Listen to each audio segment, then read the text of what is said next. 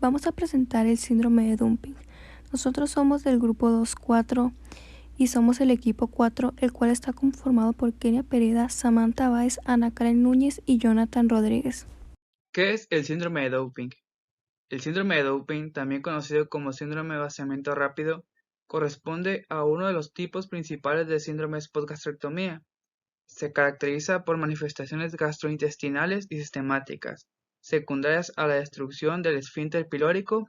Sin embargo, se ha observado posterior a procedimientos quirúrgicos gástricos con preservación pilórica. Esta alteración produce que una gran cantidad de quimo hipermolar sea vertido directamente en el intestino delgado, desencadenando una respuesta metabólica local y sistemática. Historia sobre el síndrome de doping.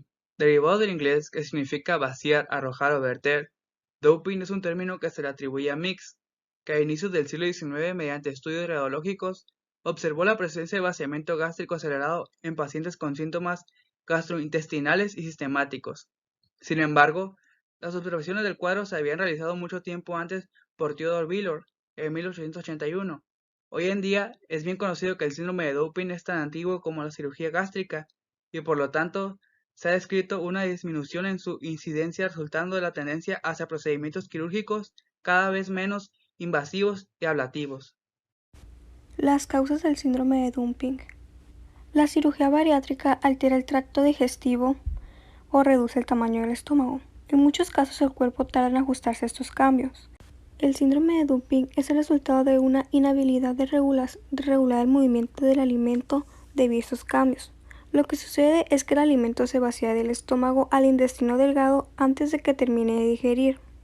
Esto generalmente es provocado por alimentos que absorben el agua del cuerpo de manera rápida, como son las comidas fritas y azúcares refinadas. Los síntomas específicos dependerán del momento en el que el alimento se vacía, ya sea temprana o tarde el proceso digestivo. El síndrome de dumping consta de dos tipos, los cuales son el precoz y el tardío. Hablando sobre el tipo precoz, ocurre a los 45 minutos de la ingesta, causando una afluencia masiva del material homostático a la luz intestinal, lo que provoca un paso masivo de fluidos desde el espacio intravascular.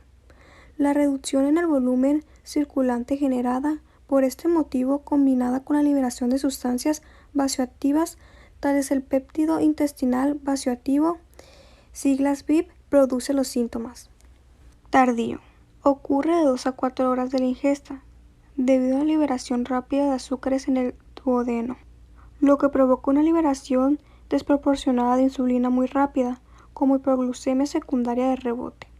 La confirmación se realiza mediante la demostración de hipoglucemia de rebote tras un test de tolerancia oral a glucosa prolongado. ¿Quiénes pueden presentar síndrome de dumping? Pueden presentarlo las personas que se hayan sometido a una cirugía de estómago, principalmente para la reducción del mismo.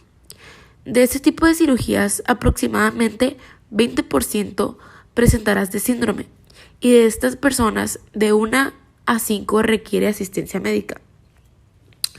Pese a que la incidencia en general de los síndromes postgastrectomía es relativamente baja, se ha descrito que casi la totalidad de los pacientes presentan en algún momento de su periodo postoperatorio alguna manifestación de dumping, y de estos apenas un 5% llega a requerir atención médica por la severidad de los mismos.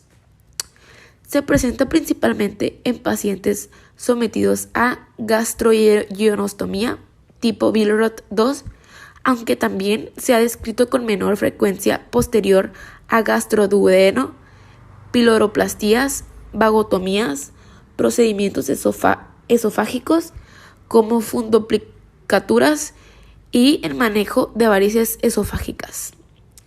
La incidencia es variable según el procedimiento quirúrgico y área geográfica.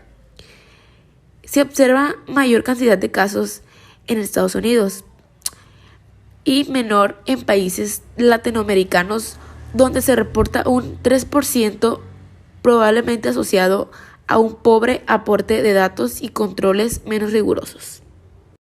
Los síntomas. Estos dependen si es la fase temprana o tardía. En la fase temprana suelen presentarse minutos después de comer, en especial después de una comida con alto contenido de azúcar de mesa o azúcar de fruta. Algunos de los síntomas son dolor abdominal, sentirse lleno a pesar de comer una cantidad muy pequeña, ritmo cardíaco acelerado, sudoración, ruborización o mareos, náuseas o vómitos y una diarrea severa. En la fase tardía comienza en el plazo de 1 a 3 horas después de haber ingerido una comida con niveles altos de azúcar. Estos síntomas tardan en manifestarse después de comer porque el cuerpo libera grandes cantidades de insulina para absorber los azúcares que ingresan al intestino delgado y como resultado es un bajo nivel entre la glucosa sanguínea. Algunos de los signos o síntomas de este síndrome se pueden incluir la ruborización o sudoración, debilidad o fatiga, desmayos, ritmo cardíaco acelerado, confusión mental, menor concentración, hambre, etc. Algunas personas padecen los signos y síntomas tempranos y tardíos, ambos al mismo tiempo. Este síndrome puede manifestarse años después de la cirugía. ¿Qué debo hacer si presento síntomas? Primeramente se debe acudir al médico especialista, quien basándose en los síntomas que se presentan te dará un diagnóstico, te dirá si lo padeces o no y de ser necesario te dará un tratamiento. El diagnóstico de síndrome de Dumping es fundamentalmente clínico y es necesaria una adecuada historia clínica y un examen físico, ya que constituyen en parte importante el reconocimiento de este síndrome. Igualmente, valoraciones con gammagrafía demuestran vaciamiento gástrico inacelerado. Estudios realizados en la Universidad de Leiden, Holanda, sugieren una prueba de provocación de glucosa como método para confirmar el diagnóstico de este. Esta prueba consiste en administrar 50 gramos de glucosa oral y comprobar un aumento de la frecuencia cardíaca de al menos 10 latidos por minuto en la primera hora de la toma para la detección de dumping temprano. Esto es importante aclarar que es para el tipo de síndrome en temprano. En caso de dumping tardío, la documentación de síntomas vasomotores en el periodo post-administración es confirmatorio. Y además existen sistemas de diagnóstico según criterios. Esto es la presencia de síntomas específicos con puntaje, como el establecido por SIGSTAR. Y este sistema de puntos es especialmente útil para valorar una respuesta terapéutica de este.